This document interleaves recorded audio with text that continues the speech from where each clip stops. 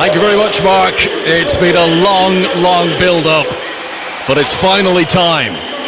France were the last World Cup host to win the trophy back in 1998. I don't think Russia are daring to go that far, surely, but they are a very proud nation, and they certainly want to do better than South Africa in 2010, the only host nation to be knocked out in the group stage. This is Group A, Egypt against Uruguay tomorrow, and Russia and Saudi will play both of those. The Uruguayans you would expect to be the group favourites, but whoever wins this opener will feel that they can challenge them for a place in the knockout stages all the way. Whoever loses this game, Dion, immediately starting on a little bit of a back foot. I mean, it's difficult to see how you would progress if you lose this opener, and that just means it's such an important game. Yeah, you know what? Saudi Arabia or Russia don't want to be chasing, especially in a group like this. They need to get the points on the board. They need a good performance. They don't want to go into this game kind of thinking to themselves, can't lose, and then be negative. You've got to, in my opinion, you've got to go for this win. You have to be cautious, of course, but both these teams really want 3 points on the board. The two captains are inside the centre circle along with the officials. Igor Akinfeev, the Russian goalkeeper, is their captain. He's a very good shot stopper. He can sometimes look a bit dodgy on the high balls and crosses, but we wonder if Saudi Arabia will be able to exploit that today. And the Saudi Arabia captain, Usama Hassawi, there are two Hassawis, both central defenders, Osama and Omar, and they're not related, so I think we'll just call them Osama and Omar for this commentary tonight. But he's a big, strong central defender, and he's going to have to try and keep his eyes on Fyodor Smolov, who is the main Russian striker. Well, Russia give 4 players a competitive debut. They didn't have to qualify, of course, so it's been a long time, several years since Russia have last played a competitive game. So 4 players playing in competitive matches for the first time. Akinfeev is the goalkeeper. Back for Brazilian-born Mario Fernandes. Then they've got the 38-year-old Sergei Ignashevich. He'll be 39 on the day before the World Cup final. He was retired for 2 years. They've dragged him out of retirement to play at the heart of defence in this opener, alongside the Spartak Moscow player Ilya Kapuchev. Yuri Zhirkov, a familiar name from his Chelsea days, now in Zenit St. Petersburg. He's at left back. In midfield, 5 players. Semedo on the right-hand side, Spartak Moscow. His club teammate Roman Zobnin alongside Ian Zagoyev as we get underway here for the start of the 2018 World Cup. Yuri Kaczynski is in that midfield as well. Golovin on the left, Smolov up front. To Saudi Arabia come on the attack down the left-hand side. Al-Shiri on the left-hand side doesn't have the space to create a cross, but they give it back into a more central location towards Abdullah Otoyev, and the ball is then challenged and out of play for a Saudi throw on the far side. Saudi Arabia, who are decked out head to toe in green. Russia with the red shirts, white shorts and the red socks, and it's underway in Moscow, and there is not a spare seat to be had here inside the 81,000 capacity Luzhniki Stadium, as Russia trying to come on their first attack down the right hand side, and Osama Hassawi comes across and makes a no-nonsense tackle and gives away the first free kick of the World Cup. Very lucky. Good job that's the first challenge, by the way, otherwise you would have got a yellow for that later on in the game. I just think that Russia here, a few minutes gone, Russia just trying to be patient. They didn't get the ball for the first couple of minutes, but they will have to be patient because there's a lot of energy in that Saudi side. No host nation has ever lost in their opening game of a World Cup. Here is Omar Hassami just controlling the ball out near the corner flag, left-hand side, and clearing it away for Saudi Arabia, but very much a case of anywhere will do as he hoops it into the crowd. And Russia will have an attacking throw-in close to the edge of the penalty area, and he is ready to take that on the right-hand side as Russia come forward. It's into the penalty area, and Zagoyev is in there, surrounded by defenders. 3 around it for Saudi Arabia, and they aren't able to clear it away, not initially anyway.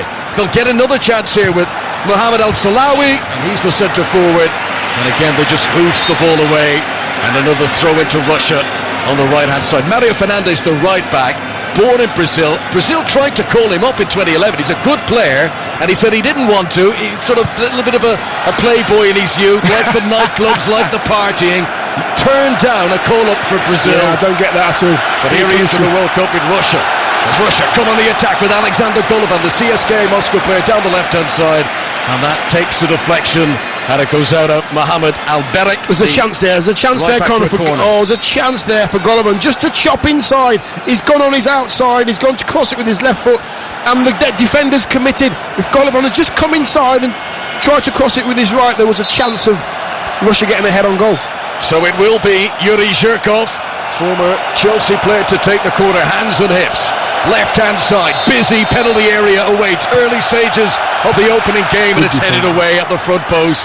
And a decent header as well, good distance outside the penalty area.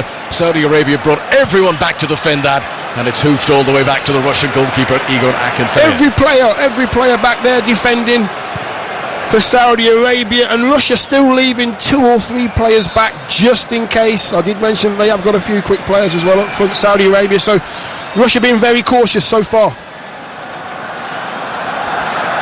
So the Saudi Arabia coach, Juan Antonio Pizzi, really good CV. He won La Liga as a Barcelona player in the late 90s. He was the coach of Chile, brought them to Copa America success in 2016, so he knows what he's doing. But he doesn't speak a word of Arabic, and it must have been interesting to see how the translators were able to get his idea across in all the training camps that they've had, and they have had many. He's probably seen more of his players than almost any other team at this World Cup. They've loads of training camps, they brought the players together, but will it gel them into the team that they'll need to be? We just seen there, Conor, the goalkeeper, Saudi Arabia goalkeeper had it, and the full-back split, and their 2 wing-backs split. 2 wing-backs are more or less on the halfway line, and the full-backs are level with the 18-yard box. They really have spread out, they really have worked on how do we get up the pitch from the goalkeeper. 4 minutes played in this 4 o'clock kickoff in the UK, 6 p.m. Moscow time, 0-0 between Russia and Saudi Arabia here on 5 Live, and a throw in for Albrek on the right hand side. It's headed up into the air by Sergei Ignashevich, the man who's almost 39 years of age. Saudi Arabia get it back on the halfway line, and it's rolled by Osama Hassawi, and back to the goalkeeper Al Mayouf, who clears it right-footed. There was a bit of a hoof by Al Mayouf, and nearly went out of play, but Yuri Zhirkov is able to keep it in play on the halfway line. Little no-look pass from Fedor Smolov, but it doesn't find its intended target. Maybe an opportunity here for Al-Shalawi. Oh, he's done well to play it in midfield, and now Al-Dasawi has it 20 yards outside the penalty area. Saudi Arabia playing from left to right as we look down. Mohamed Albrek has come forward from right back on the right hand side, played back in through Salam Al-Dasawi, who's probably one of the more flashy players.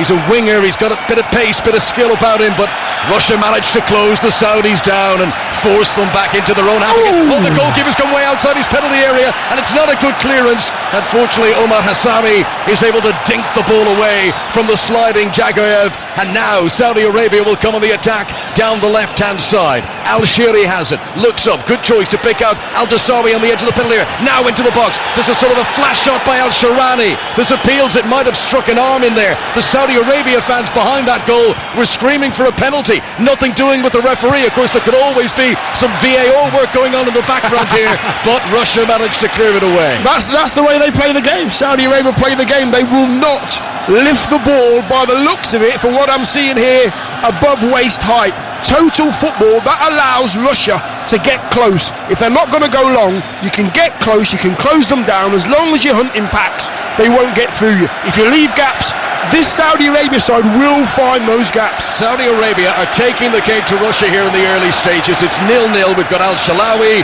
Al-Faraj, Al-Dassari. Let's hear from the Al that really matters, Alan Shearer. How did you made of the early stages here? I think very, very good. Excellent. I think what's noticeable for me straight away is the number 10 for Saudi Arabia, Al-Sharawi, has gone and stood straight on number 4, the defender Ignashevich. He's 38 years of age, and that's the exact reason why he does it, because he fancies his chances straight away with pace. Jagovic, bit of space on the left-hand side for Russia, gets to the edge of the penalty area, left-hand side, pulls the ball across the edge of the penalty area. Samedov is able to hold it up there. That's a clever ball towards the byline, to stretch in to keep it in play. Chance of a shot. Samedov, I think, on the end of that right-footed shot, bravely defended by Osama Hassawi, and Saudi Arabia clear it away. That's been the most dangerous opportunity of the match. 7 minutes played, 0-0 on 5 Live. That's what Saudi Arabia have got to be careful of being broken on. Don't get too gung-ho. Everybody going forward, everybody wanting to play the pretty football, because Russia will be patient and wait for those gaps. They found the gap that time, and Saudi had to get back. Russia throw in on the right hand side. They're trying to get Alan Jagovic into play. It's kept in play by Yasser Al-Sharani right on the byline, and he heads it out for a throw in, so Russia remain on the attack on the right hand side. Mario Fernandez to take it. He's the first outfield player born outside of the Soviet Union to play for Russia, born in Brazil. Vladimir Putin had to make a special decree for it all to take place as Omar Hassami clears the ball away. Russia are going to remain on the attack here. It goes out for a throw-in. Yuri Zhirkov showing an urgency there. He ran across to get the ball, and Stanislav Cherchov, his coach, sort of played ball boy to give it to him. Russia, I think it's fair to say, are yet to develop a tempo here. They look nervous, and it's understandable on the opening evening of their own World Cup as Kutepov helps it back to Akinfeev, the Russian goalkeeper decked in blue, and then it's sent forward by Ila Kutepov down into the Saudi Arabia half. Jumping in the air was Abdullah Otayev, and he's done well, and Saudi Arabia try to work their way out of their own half. Russia get it back again, 10 yards inside his own half. Mario Fernandez takes no chances and rolls it to Igor Akinfeev. Yeah, and this is the first time I've seen the ball lifted in this whole game. Russia on the attack though, with the dangerous Golovin, Alexander Golovin into the penalty area, goes around the left back, whips it across. Good recovery though. Albrecht was there to head it down, but then danger as Al Sharif tries to play it out of the penalty area, and he's caught in possession, but the ball trickles out for a corner. Another corner to Russia. Saudi Arabia are taking risks at the back. They are, and Golovin down the left hand side again, tricky. Coming into the left side, going inside, going outside. Seen Smolov actually busting a gut to try and get in the box.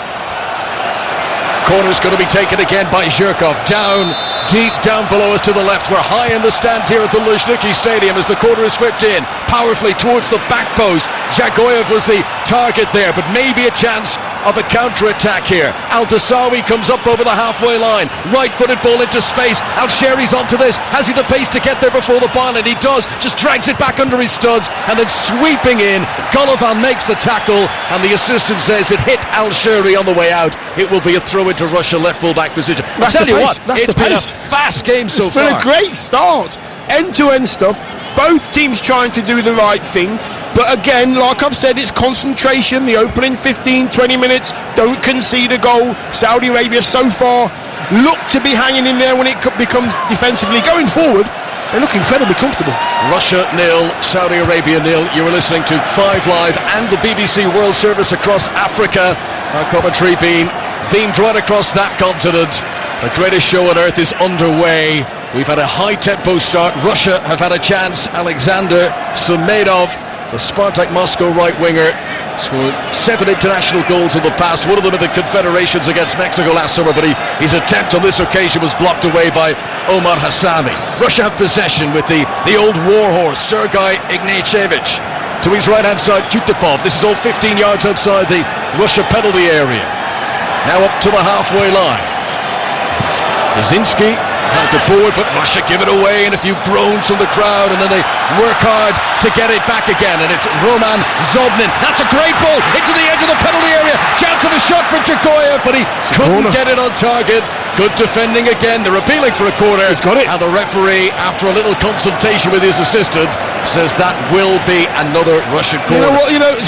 Zobnin there and Kaczynski trying to play a little bit of football in the middle of the park, getting closed down by the Saudi Arabians, but they're not closing in numbers. They're closing in ones and twos. Russia have played around them, looking dangerous, mainly down the left-hand side for Russia. So another chance for Yuri Zhirkov. Left foot delivery, goalkeeper came.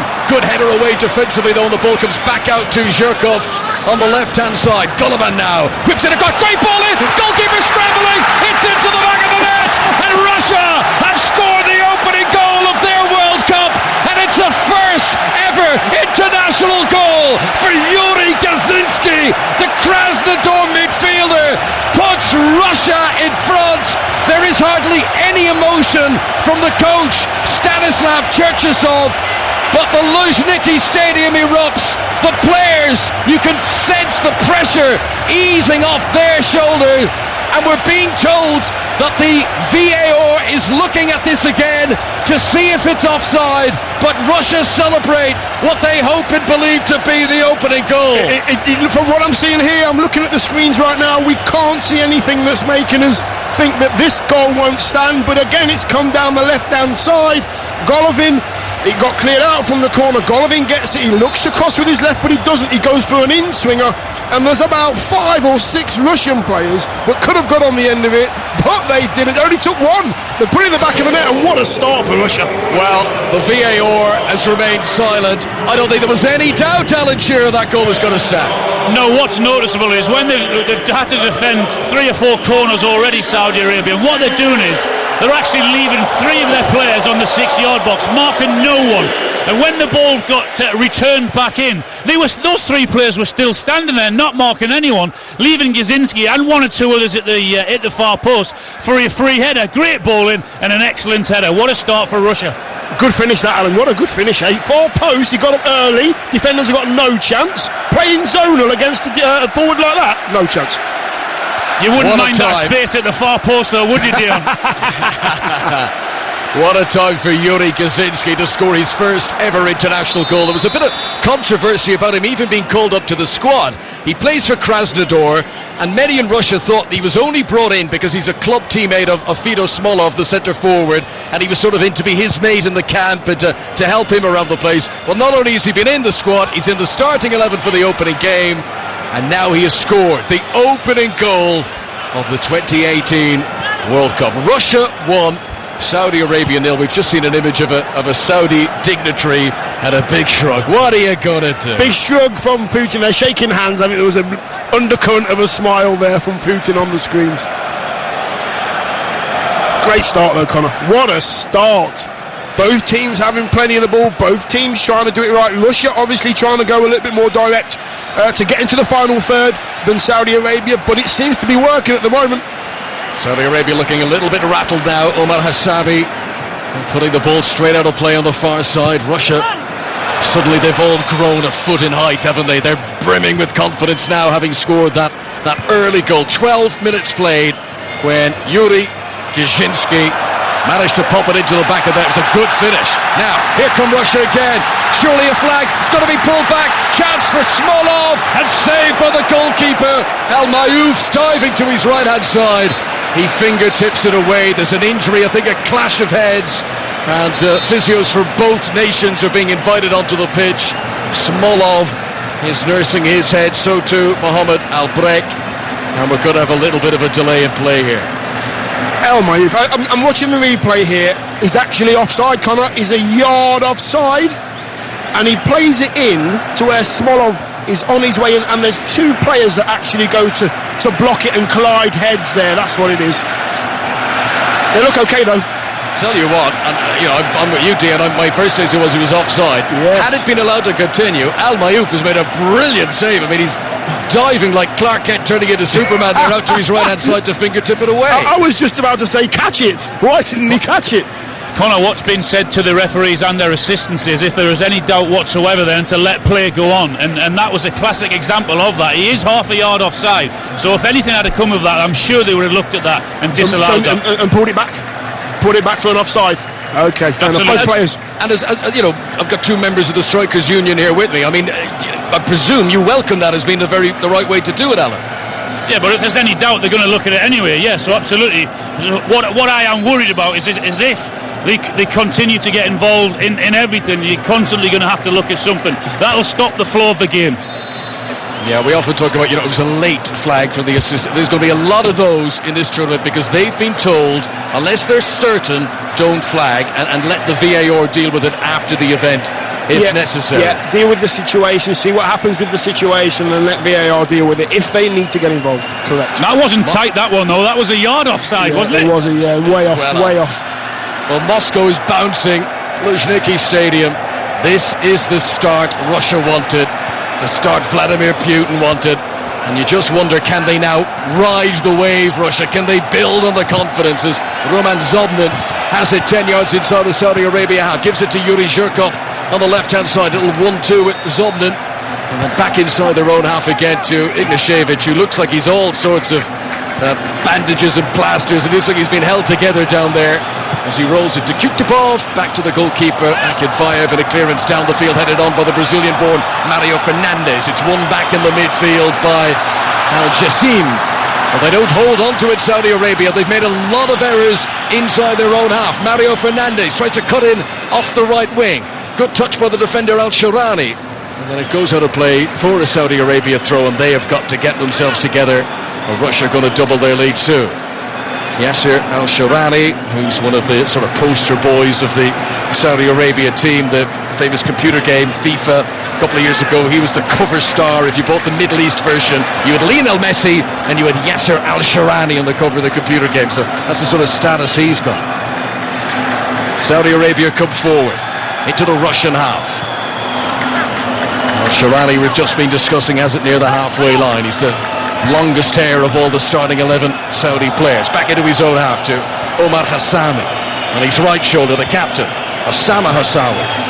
And now Albrecht, forward from right back, very effectively closed down by Alexander Golovin, and that goes out for a throw into Saudi Arabia down the right-hand side. 1-0 to Russia on 5 Live on the World Service across Africa for the BBC. The two midfield players for Saudi, the main two midfield players, Al Jassam and the other number 18, Al Dasari. They're just getting the ball and dictating how Saudi Arabia play, but they're playing too slowly at the moment.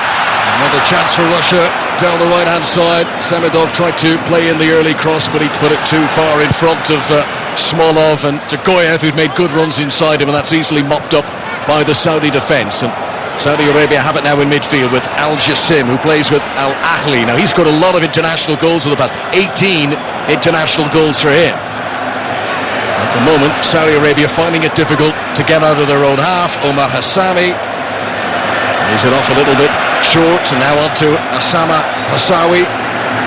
Russia at the moment happy for Saudi Arabia to have the ball in their own half, but as soon as they come up to the halfway line, then the press. Then they get closed down. I think, they're just leaving a player up at the moment, Russia, because they can afford to do that. Saudi Arabia won't go long. They'll be patient. Like I said, they'll play through the first. This is the first time the goalkeeper's just kicked it. Commentators curse, and they lose it.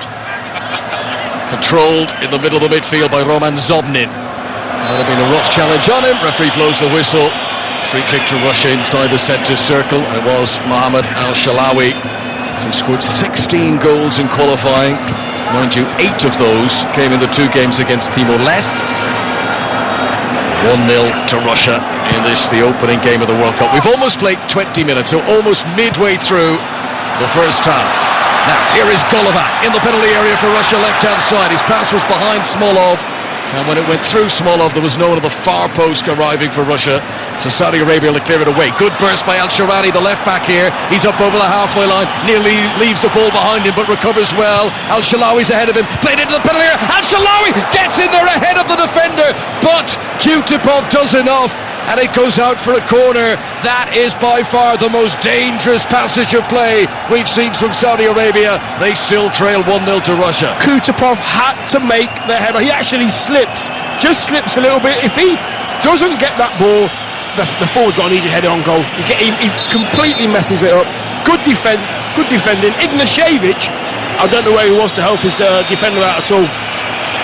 The ageing Ignashevich caught out of position on that occasion. Kutupov did just enough, but it has given Saudi Arabia this corner. They're playing from left to right as we look down. It's cleared away, headed by the first defender. Collected on the edge of the penalty area. Mohammed Albrecht, the right back, hangs in across. Strong defensive header away by Kutupov, and then it takes a deflection. It's going to bounce out. Now, did the ball go over the line? It did, and that is going to be another corner to Saudi Arabia. Igor Akinfayev tried his best, scampered out of his goal, tried to jump like a basketball player to keep that in, but it had gone out, and Salman Al-Faraj will stroll across to take the corner. It's every single player back. Saudi Arabia leaving 4 outside the box. Why would they do that? It's their corner. Corner whipped in around the penalty spot area. Russia with a chance of a counter-attack here, and Saudi Arabia have got to get players back. Alexander Golovin passes to his right-hand side. Tagoyev is pulled up. I think he's done his hamstring down there. He's just crumpled to the ground. There was no opponent near him. He's feeling the back of his leg, and it looks like he's got a problem there. And that was very unfortunate timing for Russia, because they had a counter-attack on, and just as the ball came to the CSKA player, he just pulled up as if a sniper had got it from the top of the stand. I think is it Goyev that just went down there? He pulled it with his left hamstring. Yes. He's actually... you know what? There it is. It's his left hamstring.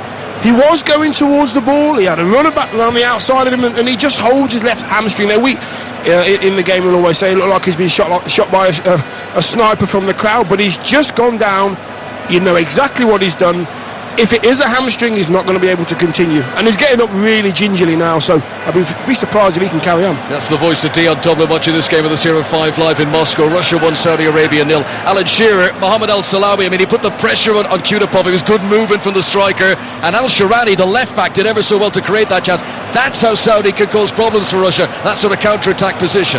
Yeah, that was their best opportunity, to be honest. The defender slipped and gave away the corner. But what Russia are doing is they're being very, very clever here, because when they lose the ball, they're actually letting Saudi Arabia have that ball, and as soon as they get anywhere near the halfway line, they're going after them, and then once they get the ball, they're far too quick for them and clever for them. So just we can keep an eye on that, because I think that is happening almost at every opportunity. That's their tactic, is saying, okay, once we get it, we're going to hit you on the counter attack, and I think they'll create chances and they can win this game by 3 or 4.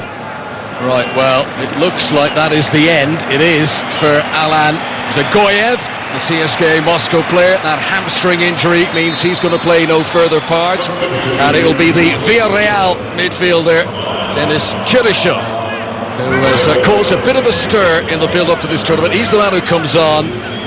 He has lived in Spain since he was 5 years of age. His father was a footballer, played for Sporting Gijón. The whole family decided to stay on in Spain, so he's grown up, lived all his life in Spain, and when he arrived in Russia for this tournament, he refused to do any interviews in Russian. He said he would only answer questions in Spanish, which didn't go down well with the Russian press. But he plays regularly for Villarreal, and he's probably one of the better players in the squad. Yeah, but from what we can see so far, and he stuck to his guns, didn't he? He stuck to his guns in the interview, so fair play to him, it's worked. 1-0 to Russia, the hosts, on this, the opening day of the 2018 World Cup. All the matches live on 5 Live. We've already got commentary teams dotted around the country. We're getting lovely social media pictures of the boys enjoying their boat rides in St. Petersburg and the sunshine down in Sochi. And myself and Dion will be on the road from early tomorrow morning. We're off to Kazan. Where are we going? Kazan tomorrow, then Samara. Big game on Saturday. It's going to be a big adventure, and we'll be right across it with you on 5 Live. Don't forget, Mark Chapman and Kelly Cates have got a podcast every day throughout the World Cup. Perfect for your morning commute. 5 Live World Cup Daily. You get it wherever you normally get podcasts. Very much well worth looking out for, and I believe top of all the charts. Most popular podcast of the moment. Omar Hassami is possession for Saudi Arabia, who trail by 1-0 here against the host Russia. Osama Hassami back to the goalkeeper Al Mayouf, and it's almost like the Saudis are trying to just slow down the pace of the game for just a moment and try and regain some composure here. Cloudy skies overhead. It's been a lovely day, lovely sunshine throughout the morning and early afternoon. It's just clouded over a little bit here, but very much pleasant conditions for this World Cup opener. I was just watching the Saudi Arabian midfield player there. I think it was Al-Faraj, telling the goalkeeper, come forward, bring the ball out. If you've got no pressure, pick a pass, be confident. The goalkeeper goes long, and he's not happy with him, so they are pretty much going total football, even at this stage. Albrek, the right back, has come well forward, but a good challenge by Cheryshev, the man who's come on. He gets it back again and comes powering over the halfway line. They're trying to keep up with him here. It's a storming run. He's made up 50, 60 yards. He tries to cross in, and Osama Hassami in the right place to make the block. But Denis Cheryshev coming on for the injured Jagoyev. I don't think that weakens Russia at all. It might actually strengthen them. Not at all. Look at this again, Conor. They are closing down so well, Russia. But they're picking the right times to do it. They're allowing Saudi Arabia to have the ball. Alan Shearer's just said it. Final third right now. They're in the final third. No pressure. Yep, no pressure at all. You wait till they get into the middle of the park. Everything changes. Semedo was the man who made the interception there. The way Saudi Arabia are playing, it's ripe for interceptions, and not just in midfield, but they're playing it around a little bit too lax in defence as well. Ball put out of play by Ilya Kutupov on the far side. Saudi Arabia will have their throw-in, which they have already taken. In the midfield, this is Abdullah Otoyev. Good ball here, onto Al-Sheri. But another interception, more pressure from the Russians, and Saudi Arabia are forced back. They don't fully lose possession, though. They get it back immediately. Possession with Otoyev. Flicks it in midfield. Now they're looking to spray it wide. Mohamed Al-Brek tries to make a run. Good covering by Yuri Zhirkov, but his header gives possession straight to Al-Sharif, who's, you have to say, is covering a lot of ground there. He's popping up everywhere. It's pulled back for Al-Dasawi. He took a snapshot. You could see what he was trying to do there, but it's high and it's off target. You know what? I've just seen the two centre halves of Russia, Ignashevich and Kutupov, just change positions. They've just gone from one was left, one was right. They've just switched over. I think Al-Hassawi up front has the beating of Ignashevich, obviously for pace. So Kutupov has just come over just to take that responsibility. 3 more games tomorrow at Russia 2018. Egypt against Uruguay is the early kick-off. Morocco play Iran, and quite a game in the evening. Portugal against Spain. We'll bring it to you live here on 5 Live. We've played 28 minutes, Alan Shearer. What's your thoughts at the moment? Well, Russia have been the better team and deserve their lead. Just having a look at Saudi Arabia, because they're working so hard defensively, whenever they get the ball, they're looking up, and they're only seeing one player, the number 10, Al-Shalawi. He's up there on his own. He's fighting a lonely battle at times. It could be a long evening for him and for Saudi. Well, here comes Mohamed Al-Shalawi. The ball came in awkward height for him. He jumps and he chests, and you can see exactly what Alan's been illustrating there. Al-Shalawi's all gesticulations, waving arms to his teammates, saying, come on, you've got to give me better service than that, as Fido Shmolov just strays into an offside position. The flag is raised on the far side, and that will be a free kick for Saudi Arabia, who trail by a 1-0. And, you know, I think while it's at 1-0, they won't be panicking. They'll think there's plenty of time to get back into it. 2-0, different story, but 1-0, it's there. They'll be thinking now. Russia will be thinking to themselves, listen, we've got one. We should really be 2 up, because they've created so many chances all down the left-hand side. Surkov there now looking to try and put Swallam back in down the left-hand side, but I'm just watching here. Just been unfortunately, one of the Saudi Arabians has just been. Yeah, it's a bad tackle that, by the way. Bad tackle. It's a free kick for the challenge on Tassir Al-Jassim. He hasn't touched him. I've just seen it on the screen. He hasn't touched him. He's just jumped out of the way. That's a shocking dive. That's a shocking dive. Well, there will be consternation if Saudi Arabia score from this free kick. It's outside the penalty area, wide to the right. It's not quite shooting position, but dangerous location here to whip in across. Salman Al-Faraj, the Al Hilal player, successful club career in his native land. He's won 4 league titles, couple of cups, but this is a big stage. This is the opening game of the World Cup, and he needs this to be a perfect delivery. He's standing over it, giving it every consideration. He's like a rugby player trying to slot it between the posts here. He looks like Johnny Wilkinson, full of concentration. Can he deliver it properly? The referee needs eyes on the back of his head here. There's a lot of players jostling for position in around the penalty spot. Russia in red, Saudi Arabia in green. Here comes Al-Faraj, floats it in, header by Yasser Al-Sharari, and it's a defender's header, and it loops over the top, and it doesn't trouble the Russian goalkeeper. They seem to get in each other's way there. You know, it wasn't a bad ball in by Faraj at all. He leaves it sort of penalty spot area. There's 3 players in the way. They're all trying to head to the ball. There's no communication at all from any of the Saudi Arabian players, and they sort of let them head it because they knew they was going to make a hash of it. There was enough Russian defenders there to make sure nothing came of it. And Smolov tries to get onto a long, direct clearance from the Russian goalkeeper, and it's going to be picked up here by Cheryshev in the midfield. He's got support from Yuri Zhirkov on the left-hand side, gets to within 15 yards of the byline, pulls it back into midfield to Roman Zobnin. That's an ambitious ball, it's an overstruck ball, and it goes out of play for a goal kick. Let's bring Alan Shearer back in again. What are you making of Russia's attempts to get their second? Just a quick question there with Dion. You were saying that a dive there. Are they not meant to look at that and have a look at that VAR and go back and actually have the authority to go and show me a yellow card there for diving? Well, yeah, when I've seen it at full speed, I've thought, well, he's brought him down here, he's gone down, it looked like there was contact, and then I see it on the screen, and he actually put his foot in and taken his foot out, Alan, there, and there's no contact at all, so it was a dive, yeah. Russia 1, Saudi Arabia 0. We've played over half an hour now. A lot of football to come over the next 5-6 weeks. This is the first of many. On Saturday, there's 4 different games on. We won't know what to do with ourselves. Here comes Saudi Arabia with Salem Al-Dasawi. flashy winger who finished the season on loan at Villarreal in Spain. He's the one guy who went on loan in Spain and actually got to play. He played 10 minutes against Real Madrid on the last day of the season, but surely he's picked up a few cobwebs over those recent months just sitting on the bench. As Zobnin collects it in the midfield, plays it forward, cut out by Omar Hassami. Well kept in play actually by Al-Sheri. I thought that was going to go out. A little bit lax by Denis Cheryshev to hold on to possession in the midfield. So Saudi Arabia get it with Abdullah Atayev into the number 7, Al-Faraj. He's got pressure all around him from the man who scored the only goal of the World Cup so far, Yuri Gazinski. And that pressure is too forceful in the end, and the referee gives the free kick to Saudi Arabia, who are keen to get on with it. There's certainly no lack of tempo from Saudi Arabia. They're trying to get into that final third, Conor. They're just trying to do it by maybe overplaying. I mean, you know, they've got the ball in their own half now. There's not a Russian player in the Saudi Arabian side. They're allowing them to have it. They know that they're in control of this game. They might have to find another way of playing. Can they play another way, Saudi Arabia? That is what I'm talking about. Lapsing concentration is only going to get you in trouble. Throw it, take it quickly. Smolov to the byline, left-hand side, creeps infield now into the penalty area, tries a little trick. Osama Hassawi was alert to that though, and the referee turns and blows his whistle and says that will be a free kick out of defence for Saudi Arabia. Alisher, from an entertainment point of view, is there a risk that Russia will say, right, we're 1-0 up here, we're going to sit that little bit deeper and just wait for Saudi Arabia to make a mistake?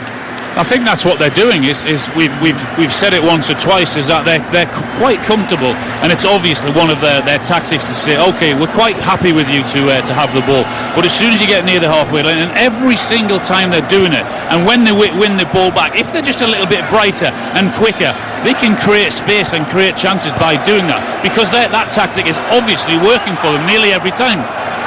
Al-Shirani finding it difficult here to work his way out of his own half. Another counter-attacking opportunity for Russia. Smolov does well to hold it up on the edge of the penalty area. He's the man who is expected to get all the goals, but then he dilly-dallies a little bit, and Al-Sheri is able to nip in and win possession, and Salam Al-Nassari sets off on a slaloming run, and he breaks into the Russian half, but a good challenge on him from Golovin initially, and Russia regained possession. Kutupov has it here on the edge of the penalty area. There is a huge roar from the couple of thousand Saudi Arabia fans behind that goal they're attacking. Whenever it even looks like they're going to come on the attack, they don't even need to come over there. Even if there's a sniff of a chance, they're all up on their feet and cheering, as they'll do now, as Al-Faraj comes forward on the left-hand side. That's a good ball in field. Al-Sheri here tries to break into the penalty area. Al-Dassawi can't latch onto him. They were on each other's wavelength, but the pass couldn't get through. But now there's a counter-attacking chance for Russia. Smolov helps it onto Golovin, 5 yards outside the penalty area. Couple of step overs, good lunge by Osama Hassawi, and the referee says no to the attempts at a dive for Golovin. But is he going to be punished for the dive? As play continues and Saudi Arabia clear it away. Hassawi, what a challenge, what timing. He had to get that spot on, because I thought he'd been done with the skill, but he hadn't. He kept his eye on the ball, timed his tackle bang on, got the ball, got the man. Brilliant tackle. He's done a few of those. Osama Hassawi has made a lot of important interceptions. This could be much worse for Saudi Arabia than the 1-0 it currently is, but for some crucial moments from him. What he's got to be careful of is the challenges that you're talking about, Conor. He's ended up just lunging towards the enemy, getting his toe there just in time. You can't keep lunging, move your feet, get yourself into a better position, because at some stage you won't touch the ball, you'll get the man and you'll give them something like a penalty. And what is noticeable, did you see him shouting at the referee there, telling him to book him because he thought he dived as well? Yeah, I did. 1-0 to Russia into the final 10 minutes now of this first half. And Stanislav Cherchesov, the Russian coach, have just spotted him down there waving both hands down. He's just telling his players, calm, let's just take it easy. He was a goalkeeper in his playing days. Stanislav Cherchesov. We're getting to see a few more action replays of this dive in the penalty area. As Kutupov gets the game back underway and has possession inside his own half with the veteran Ignashevich alongside him. Kutupov plays it right-footed down the right wing. Al-Shirani comes across and just brushes the top of his shaggy hair, and it goes out for a throw into Russia, which is taken quickly by Samedov, maybe too quickly. They weren't ready for it in the middle. Atoyev wins back possession. Now it's up to Salman Al-Faraj, and then his attempts to give it over the halfway line are thwarted by good positioning from Kutupov. So Russia will come again. Fyodor Smolov, who scored 12 international goals in the past. Yuri Zhirkov comes up from left back again, has a little glance into the penalty area, doesn't see anything worth crossing for just yet. Cherchyshev will take it to the byline, and he took it too far, and he was stretching, and that is simply going to be a goal kick. 1-0 to Russia. You know what? Golovin, Gazinski, Cherchyshev, in the middle of the park, they're playing some really nice football. They are now on top. You can see the postures changed of the Russian team. They are now in full control. What might hinder them is concentration. Don't switch off. Don't think it's going to be a 2 over 3, because this Saudi Arabia side could surprise them. Goal kick for Saudi Arabia. Al Mayouf, the goalkeeper, takes it, controlled by Al Sharani on the far. Oh, he's done really well there. He took it down from a height. 2 opponents around him. Great touch, as Dion says, sets his team in motion, but then Al Jassim gives it away on the edge of the Russia penalty area. But Russia mightily relieved to get that one clear. Now Golovin has got brilliant control himself here, and as he rolls the ball in front of Smolov doesn't canter, and I think he knew he was up. The flag didn't go up, but he knew, if I sprint after that and touch it, I'll be offside. Yeah, sorry there. The big centre half who we've just spoke about making some great tackles, just a little bit lapsed there in going to win that ball. He actually looks tired. He can't be tired yet, surely, Connor. Surely. No, we have played 38 minutes of this World Cup. It's pleasant temperatures and conditions for football. 1-0 to Russia, the goal, first ever for his country by Yuri Gazinski, the Krasnodar midfielder. As El Faraj plays it forward in the midfield and on to Salam Al-Dasawi. Now, can Saudi Arabia get one back before halftime? That would certainly put the cat amongst the pigeons. There would be a very different mood around this Luzhniki stadium over the break if Saudi Arabia could make it 1-1. They have it in the midfield with Al-Shiri. To the right-hand side, Al-Brek. Little 1-2 again between those two. 15-20 yards inside the Russia half. In possession they can look neat and tidy, and then suddenly they will make a mistake, or they'll overdo it a little bit, and Golovin here has a chance to break on a counter-attack. He's got Smolov up ahead of him. It's a poor pass from Golovin. Smolov will chase after it and get there at the corner flag, but that was not the sort of ball he wanted to run onto in the penalty area. It was a difficult ball to play without the defender intercepting it, but he had to play it just a little bit softer so that Smolov had a chance of getting on the end of it. He didn't do that, and it was a bit of a difficult one to keep in play. But there's lots and lots of final third action for Russia, where I think they could just be doing a little bit better with a little bit more quality. Yeah, the replay screens in front of us are showing that what looked to be dive in the penalty area, and that will dominate a lot of the half-time discussions. Kaczynski's goal, Russia 1-0 in front in the opening game of the 2018 World Cup. Here is Al-Shahiri, one of those who went to Spain. He went to Leganés and he didn't play at all. This is Osama Al-Sawari, man who's made a lot of important tackles and interceptions in the game so far. But it's actually when they're in possession themselves, when they're trying to play out of their own half, that's when Saudi Arabia looks most vulnerable. Because the midfielders push, the wingers push, and if the defenders give it away in that position, that's when they're caught. Yeah, and because they're playing total football, the players, when they have the ball, more than likely have their head down, so they can't really see what's going on. If there's a ball to be played 30 or 40 yards, they probably won't see it, because they're playing total football. They can only see what's in and around them. Little triangles, nice, neat football, but they're not getting any reward from it as yet. If they were to pick their head up, they might see one pass in 10 that might go long. It might just work for them. Free kick to Russia. Igashevich takes it across to the near side. Yuri Zhirkov. And he rolls it back to the goalkeeper Akinfeev, who puts it straight out of play and just returns possession to Saudi Arabia. Alinsher, can you see any obvious way that Saudi Arabia can change what they're doing to be more effective? They've got to try and get someone nearer Al-Shawari, because he's playing such a difficult role up front on his own that he's going to go and looking for the ball, and he shouldn't do that. Cheryshev into the penalty area for Russia, left-hand side. He twisted one way than the other, probably one turn too many. The defender was on the ground. Cheryshev turned back into trouble. He runs it out of play for a goal. He had his chance. A great bit of skill there from Cheryshev. He's actually chopped inside. He's done the defender on the outside. Then he comes inside and tries to do it again. He's running out of space.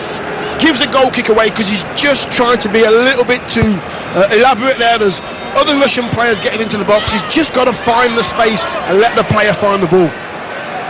Russia have been very, very sloppy going forward, particularly in the final third. They've had so many opportunities to hit them on the break, whether that's 1-on-1, 2-on-2 or 3-on-3. If they were a little bit more careful with their passes, they could cause all sorts of problems. Here's a chance. Roman Zobnin collects possession on the edge of the penalty area. Now support is arriving. Cheryshev waits for it to come. Brilliant first touch. Oh, what a goal!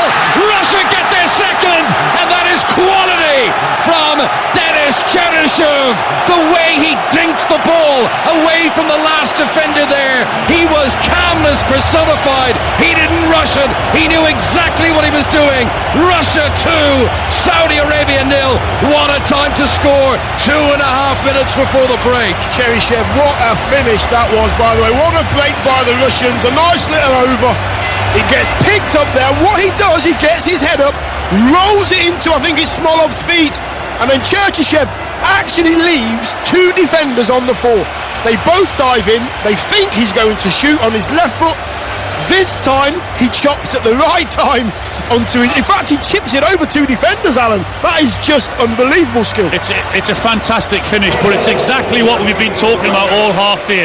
If they pick their moments, which they are, if they're clever and cute and have the accuracy like they are, they can go and get 4 and 5 goals in this game, because at every opportunity they're hitting them on the break. They're too quick for them, they have too much pace for them, and they can create so many chances. And as I said, if their attitude's right, they can go and get 4 and 5 goals. It's there for them if they want to do it. Do you know what I love about that Cheryshev little dink? I mean, and that was quality, right? Just to paint the picture for the listeners at home, two defenders are sliding in. He knows they're sliding, so he just flicks the ball up in there. They slide under the ball, and then he's got it to go forward. What I love about it, Dion, is around the globe, in exactly 1 minute's time, loads of kids are going to run out in the street into the back garden, and they're all going to be saying to their brothers, "God, slide into me, and I'm going to try and do that." That's what World Cups do to you. And you know what? That's quality. And what happens is, when you haven't got the ball, you have to work fast to get the ball back. When you have got chances to score on goal, then you have to be calm. That was calmness personified right there. Great finish. The defenders had to dive in, otherwise he would have shot, but he picked the right time for that little bit of skill. Russia 2, Saudi Arabia 0. I think there could be quite a few shots in Moscow tonight, the way things are going, of the beverage variety. Russia beginning their own World Cup exactly as they would have dreamed. You know, it's right. These are the two lowest ranked teams in the competition. It's not a difficult opener, if you like, but the pressure on them to perform, and 2-0 on the verge of half-time. You've got to say Stanislav Cherchyshev will be mightily relieved as much as anything else. They've now got a cushion to defend in the second period. Now they haven't got the ball. Saudi Arabia got the ball. Russia now have set into a 4-4-2 or a 4-3-3, getting behind the ball, saying to Saudi Arabia, break us down. What have you got? Have you got enough skill to get around us? Because at the moment, they haven't. And they haven't got any answers, Saudi Arabia. 2 minutes been added on, the stoppages before the break. Russia are totally dominant. They're in total control. They know exactly what they're doing, and Saudi Arabia are playing exactly into their hands how they want them to play. They're doing it constantly. We keep saying it, but they're not learning. And at every single opportunity, they're winning the ball, Russia, and they're going straight for that back 2 or back 3 of Saudi Arabia, because they're not leaving enough men back. And Alan, on that, you say they're in control, they know what they're doing. Is that relative to their opponent here? Or, I mean, when they come up against Uruguay, like, are you impressed by Russia enough to think, well, hang on a minute, they might actually be much better than we thought? No, I don't think so. I think Saudi Arabia are that poor that they're playing straight into Russia's hands. I don't think they're a good team at all. I think if they had more ability, they'd have had 4 or 5 goals in this game alone, because they're just picking them off. And if they were a bit more careful in the final third, as I said, they'd create a hell of a lot more, because the opportunities are, without a doubt, are there for them. You know what? If Saudi Arabia had a plan B, because at the moment, Alan, they seem to have only one way of playing. It's not working for them at the moment. Russians have got it absolutely bang on. Now, if the Saudi Arabians could think, well, hold it a minute, maybe we have to go long on the odd occasion, just to spread the game out a little bit. Well, we are up and we are running for this World Cup. 2 goals in the first half for Russia. And Saudi Arabia, it's a heck of a long way back from here for them now. There's Osama Hassawi just holding on to it. Every time they have the ball in defence now, you sort of fear a little bit for the Saudis. They're trying to come forward on the right here. Albrecht very cheaply, giving up possession. That's probably why they don't go long, Connor. That's probably why they don't go long. They try to play a little 30-yard ball, they give it away. And it's easy, mentally it's easy for Russia because they don't have to have a deep line. They can have a high line because they're never going to go long. Nobody's going to go in behind Ignashevich and Kutapov at all. There we go, half-time. The conclusion of the opening 45 minutes of this World Cup.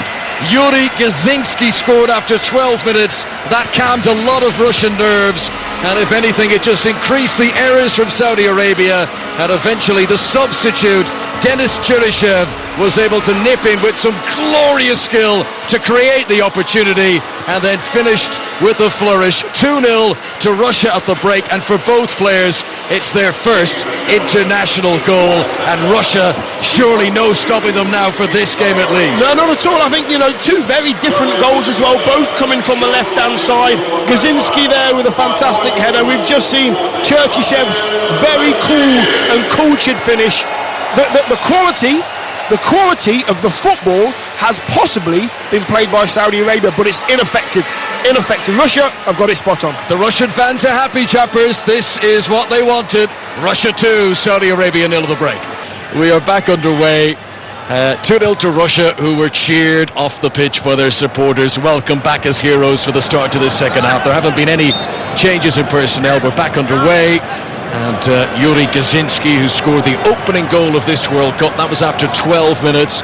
I mean, they could have had a bit of a slip back when Alan Chagoyev was taken off injured after 24 minutes. In particular, Dion, when you consider how many injuries they've had in the build-up to this tournament, losing a starting player after 24 minutes might have been a crushing blow. But lo and behold, the man who came on to replace him, Denis Cheryshev, with this beautiful dink to create space, and then a slammed finish, and it's 2-0. No, it doesn't look like it's affected them one bit. Yes, he would have been a very important player for them, like you've just said, though. Cheryshev, very cultured in his finish, calm, collected. Would they or could they be any more than 2 up? I think they could. They could be 3 up, they could be 4 up. They've just been a little bit messy in the final third. Their attacking third just haven't played the right pass at the right time. That's not Lionel Messi they've been. That's the not other Lionel Messi. Yes, that's right. Yes, not quite Messi yet, these lot. Kutapov back to Akinfeyev, and Russia trying to launch themselves in the attack again here in the early stages of this second half. So the Russians playing from left to right as we look down. The red shirts, white shorts, red socks. Saudi Arabia wearing all green. Saudi Arabia with Al Mayouf in goal. Back four, Al Brek has come forward a lot on the right hand side. Al Shirani, who's looked dangerous when he comes forward on the left. But Osama Hassawi and Omar Hassami, they're not brothers, same surname. As good as they've been defensively, they've given it away a lot, the pair of them trying to break out of defence in possession. Then you've got Al Jassim and Otef in the middle of the midfield. Al Jassawi, Al Shirwi and Al Faraj are also in there, that 5-man midfield, with Mohammed Al Shalawi, who Alan Shearer was illustrating in the first half, has remained isolated up front. I think Otef there, the 14, should really just be sitting in front of that duo of centre halves that Saudi Arabia have got there, Hassawi and Hassami. They need a little bit of protection, because Russia at the moment have got the better of the two centre halves. They're gambling on the ball, they're taking too long to play out from the back, therefore giving Russia a chance to get themselves ready for the squeeze.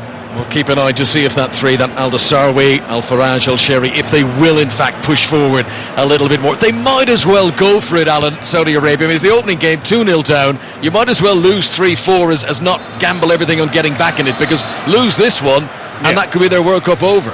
Couldn't agree more, Connor. They've got to try and find a way and try and get someone closer to Al Sharawi up front there, because they've started in a very similar pattern. Look, they're on the ball, they're looking up, and they haven't got that many options to hit, unfortunately. And which is undoubtedly they're watching both Egypt and Uruguay, Salah and Suarez. If you're watching that first half, you're rubbing your hands together and cannot wait to play against these, because they know, and you'd fancy your chances to score goals.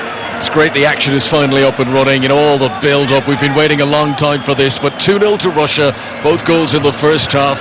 And Saudi Arabia with it all to do here in the second period as they give the ball away in midfield. Albrecht's cross in field was easily intercepted, and Zhirkov will clear left-footed, and there could be a march on here. Good break by Smolov. Not sure if he would have been onside. The flag was never raised. He would have been onside, but his shot takes a deflection and goes out for a corner. That's Hassawi again. Just a lapse in concentration, allowing Russia just to get the whole team the wrong side of him. He's again having to make one of those lunging tackles. I've got to reach, I've got to get it, I've got to make this tackle, otherwise he's in on goal. You just can't keep taking risks like that, and that's why they've conceded goals. Even here at the World Cup, one of the modern scourges of football exists, where all those in the posh corporate seats are still inside enjoying the lovely food and drink, and they're only coming out in dribs and drabs. There's vast swathes of empty seats on the halfway line. Here comes the corner, whipped in from the far side, headed away by Osama Hassawi. It'll be picked up by Mario Fernandez, the Brazilian-born Russian fullback. He'll give it back to Akinfeev, and all his teammates are down the other end, so he pumps it long. Zhirkov comes in to put pressure on Albrecht. Albrecht stood his ground. Good commanding header to send it over the halfway line. Al-Sheri, though, unable to hold on to it, and they're just giving it away too cheaply. It's breaking down. It's breaking down a lot up front, Alan, is it, for Saudi Arabia? Well, they don't seem as if they've got any power. They've got plenty of pace and plenty of energy, but they get knocked off the ball far too easily. There's no power. There's no one to see when he's got his back to goal to hold that ball and to have the strength to bring other players into the game. They look very slight, don't they, Alan? Total footballers, but very slight. Absolutely. And how much of an issue do you think, these 9 players, many of them playing down there in this opening game, having gone on loan to Spain and not played much since the last transfer window? I mean, does battle hardiness, do you go soft? Do you go weak if you've not been in competitive challenges week in? This is the World Cup, Connor. This is the World Cup. Everybody should be up for this one. Well, no attacking the edge of the penalty area there. He can't get it, but it'll fall to Smolov. Lays it up to Alexander Semenov. Good shot, but always rising, and it flies over the crossbar. But it was heading towards that top corner and just too high from Alexander Semenov. It's not a bad strike, It's a long way out. What he's done is got under it. It's more of a conversion than a strike on goal. I think he panicked slightly. He should have got over the ball, got his knee over the ball and struck that into the ground in order for it to rise towards the goal. He just panicked slightly, rushed his shot. 6.5 minutes played in the second half. This is 5 Live for the BBC. We're also on the World Service across Africa. Many will be listening to us up and down that continent as well.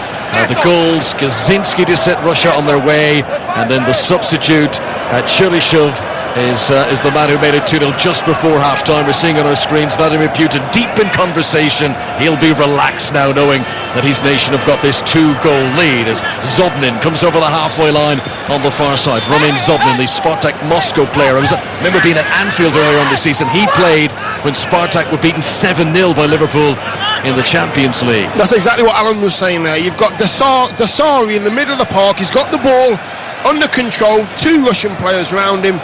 He could have easily played it off and got a 1-2, but he tried to hold on to it and he got pushed off the ball quite easily.